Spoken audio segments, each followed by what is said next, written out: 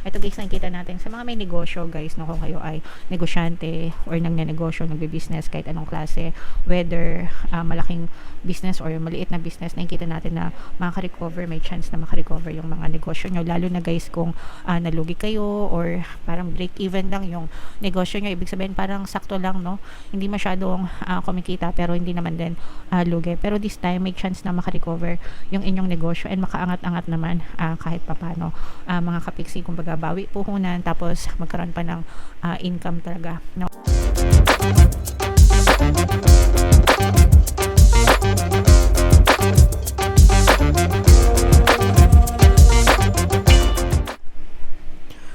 Hello guys, hello Sagittarius, welcome back to Pinoy Pixie Tarot. Ang pamagat ng episode natin for tonight is monthly tarot para ngayong February para sa Sagittarius, Sun, Moon, Rising, Sign, and Venus.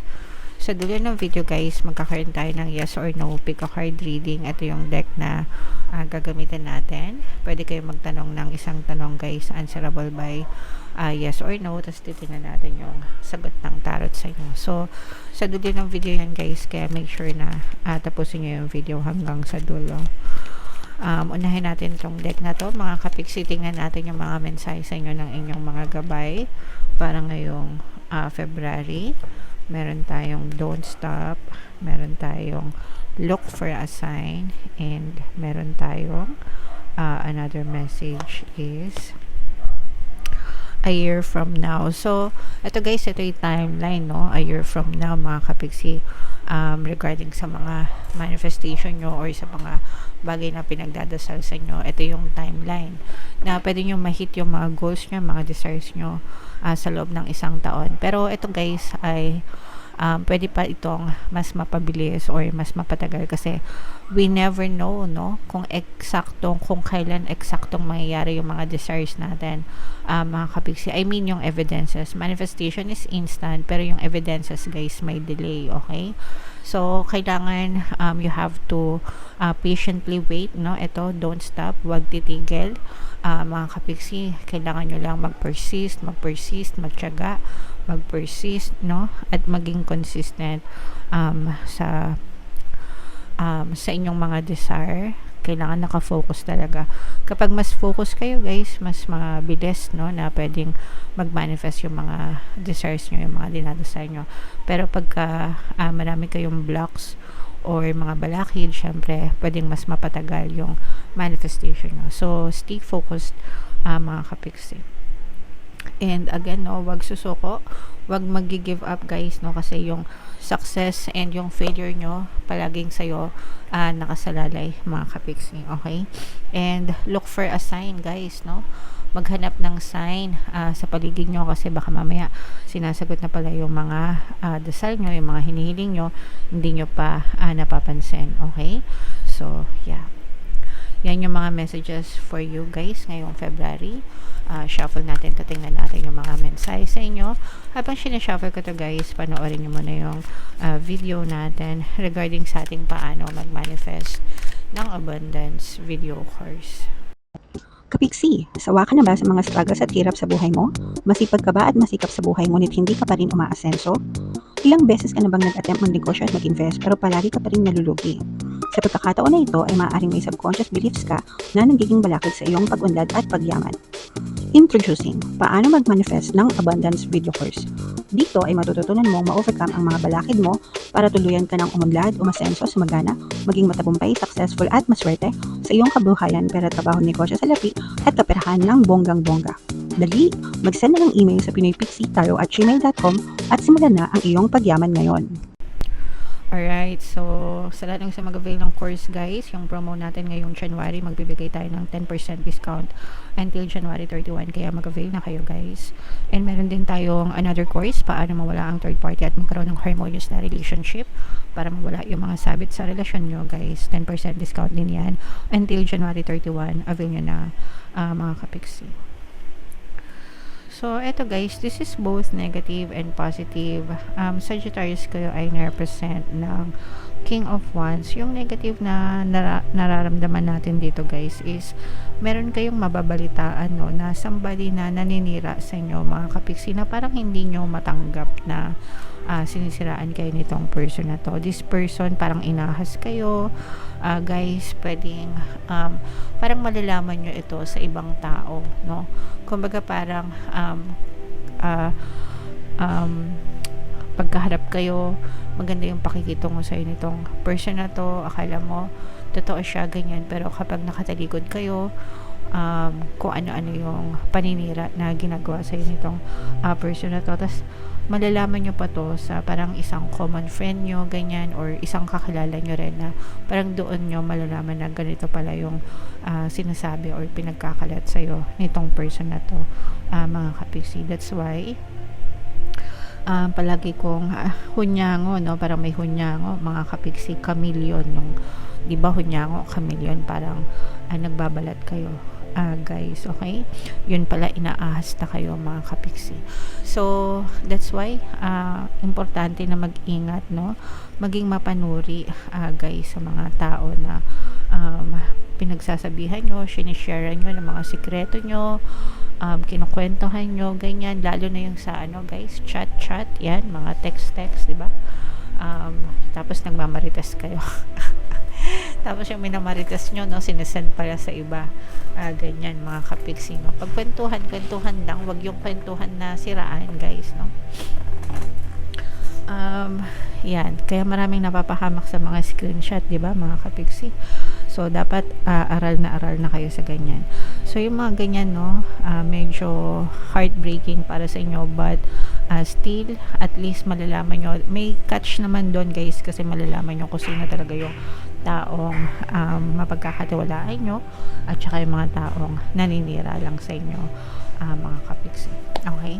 On the good side naman, mga kapiksi, ito, guys, nakikita natin sa mga may negosyo, guys, no, kung kayo ay negosyante or nagnenegosyo, nagbe-business, kahit anong klase, whether malaking business or maliit na business, nakikita natin na makaka-recover, may chance na makarecover yung mga negosyo nyo, lalo na, guys, kung nalugi kayo or parang break even lang yung negosyo nyo, ibig sabihin parang sakto lang, no, hindi masyadong kumikita, pero hindi naman din lugi, pero this time may chance na makarecover yung inyong negosyo and makaangat-angat naman, kahit papano, mga kapiksi. Kumbaga bawi puhunan, tapos magkaroon pa ng income talaga, no? So pagdating sa negosyo, guys, tiyagaan yan, no? Tiyagaan, and you have to build it. At saka yung iba sa inyo, guys, makakabingwit kayo ng malaking isda para sa negosyo nyo, no? So parang makakakuha kayo ng malalaking kliyente, or maraming kliyente, mga kapiksi. So magiging maganda yung daloy ng pera sa inyo, at least ngayong February. Hindi, kumbaga hindi naman sobra-sobra, pero nakikita natin na flowing pa rin, no? Tuloy-tuloy pa rin. So titingnan pa natin what else, guys, no? Baka meron pa tayong makitang iba.